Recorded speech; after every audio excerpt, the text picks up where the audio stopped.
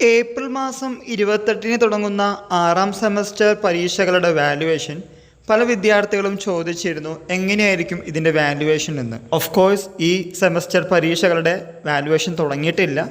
എന്നിരുന്നാലും മുൻ track record അനുസരിച്ച് അവസാന സെമസ്റ്ററിലൊക്കെ ലിബറൽ വാല്യുവേഷൻ ആയിരിക്കും സാധാരണഗതിയിൽ ഉണ്ടാവാറുള്ളത്. പലർക്കും പല പരീക്ഷകൾ പല രീതിയിലായിരിക്കും. ചിലർക്ക് ഈസി ആവാം, ചിലർക്ക് മോഡറേറ്റ് ആവാം, ചിലർക്ക് ഡിഫിക്കൽട്ടായിരിക്കാം. എനിവേ സാധാരണഗതിയിൽ നേരത്തെ പറഞ്ഞതുപോലെ ലിബറൽ വാല്യുവേഷനാണ് ഉണ്ടാവാറുള്ളത്. ദെൻ ഇതൊരു സെൻട്രലൈസ്ഡ് വാല്യുവേഷൻ ക്യാമ്പ് ആയതുകൊണ്ട് ചീഫിൻ്റെ നിർദ്ദേശം അനുസരിച്ച് വേണ്ട മാറ്റങ്ങളൊക്കെ വരുത്തി നിങ്ങളെ ഒരുവിധം എല്ലാവരും ജയിപ്പിക്കാനുള്ള മാർക്ക് കിട്ടുമെന്ന് തന്നെയാണ് നമ്മൾ വിശ്വസിക്കുന്നത്.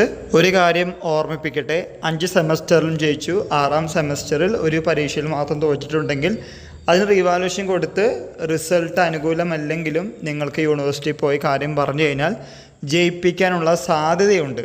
6 സെമസ്റ്ററിലും കൂടി ഒരു വിഷയത്തിൽ മാത്രമാണ് തോറ്റതെങ്കിൽ അങ്ങനെ യൂണിവേഴ്സിറ്റി ജയിപ്പിക്കാറുണ്ട്. അപ്പോൾ ആ കാര്യം നിങ്ങൾ മറന്നു പോകരുത്. പിന്നെ മോഡറേഷൻ്റെ കാര്യം ചോദിക്കാറുണ്ട് പലരും. മോഡറേഷൻ എന്ന ആ വാക്കിപ്പോൾ ഉപയോഗിക്കുന്നില്ല. ജനറൽ മോഡറേഷനാണ് ചില സബ്ജക്റ്റിന് കിട്ടാറുള്ളത്. അതുകൊണ്ടാണ് ആദ്യം റിസൾട്ട് വന്നപ്പോൾ ഫെയിൽഡ് എന്ന സ്റ്റാറ്റസിൽ നിന്ന് സക്സസ് അല്ലെങ്കിൽ പാസ് എന്ന രീതിയിലേക്ക് മാറാറുള്ളത്. എന്നാൽ അത് എല്ലാവർക്കും ക്ലെയിം ചെയ്യാൻ പറ്റാറില്ല. ചിലർക്ക് മാത്രമാണ് അതിൻ്റെ അഡ്വാൻറ്റേജ് കിട്ടാറുള്ളത്. So stay tune four further updates. എല്ലാവർക്കും ഒരിക്കൽ കൂടി നന്ദി, നമസ്കാരം.